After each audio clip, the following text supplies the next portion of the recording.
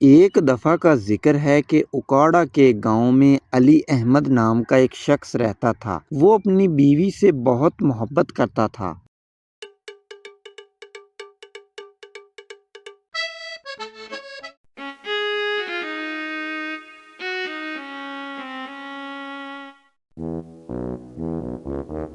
ایک دن علی احمد کی بیوی کرشمہ بہت پریشان تھی کیونکہ اس کا خاوند ابھی تک گھر نہیں آیا تھا۔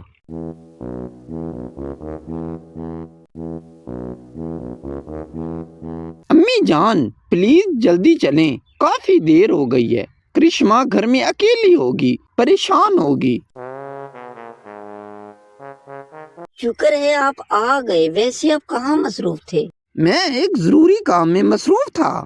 کیا میں جان سکتی ہوں وہ ضروری کام کون سا تھا؟ وہ دراصل کام یہ تھا، اوفو، کیا بڑبڑائے جا رہے ہو؟ سیدھی طرح بتاؤ نا۔ وہ دراصل میں اپنی ماں کو لانے کے لیے گاؤں چلا گیا تھا۔ کیا کہا تم نے؟ تم اس بڑھیا کو پھر لے آئے ہو؟ تمہارے بھائیوں کے پاس کیا تکلیف ہے اس کو جو یہاں منہ اٹھا کے چلی آئی؟ میں انہیں اپنے بھائیوں کے پاس نہیں چھوڑ سکتا۔ تم پاگل تو نہیں ہو گئے ہو نا؟ ہم اس کو کہاں رکھیں گے؟ پلیز اسے واپس چھوڑ کر آؤ۔ میں نے کہہ دیا نا یہ یہیں رہیں گی، بس بات ختم کرو۔ تم اپنی ماں کی وجہ سے مجھ سے جھگڑا کر رہے ہو؟ اگر یہ یہاں رہیں گی تو میں ابھی اور اسی وقت یہ گھر چھوڑ کر چلے جاؤں گی۔ تم اس کو اناتھ آشرم چھوڑاؤ، وہاں تو بوڑھے لوگوں کا بہت خیال رکھتے ہیں۔ اگر یہ یہاں رہے گی تو آئے دن کسی نہ کسی بات پر چک چک کرتی رہے گی۔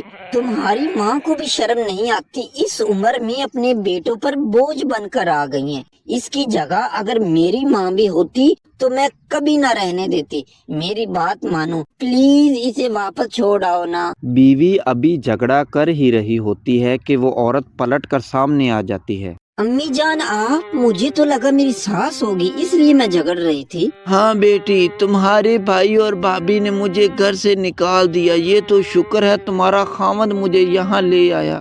کرشمہ اپنے سلوک پر بہت شرمندہ ہوتی ہے۔ اس کہانی کا مقصد یہ ہے کہ ساس کو بھی اپنی ماں ہی سمجھیں۔ امید ہے آپ کو یہ میری ویڈیو ضرور پسند آئی ہوگی۔ اگر آپ اس طرح کی مزید ویڈیو دیکھنا چاہتے ہیں تو ابھی میرے چینل گلو چچا کو سبسکرائب کریں، لائک کریں اور بیل آئیکن کا بٹن ضرور دبائیں، کیونکہ اور بھی بہت سے امیزنگ کنٹینٹ آن دی وے ہیں۔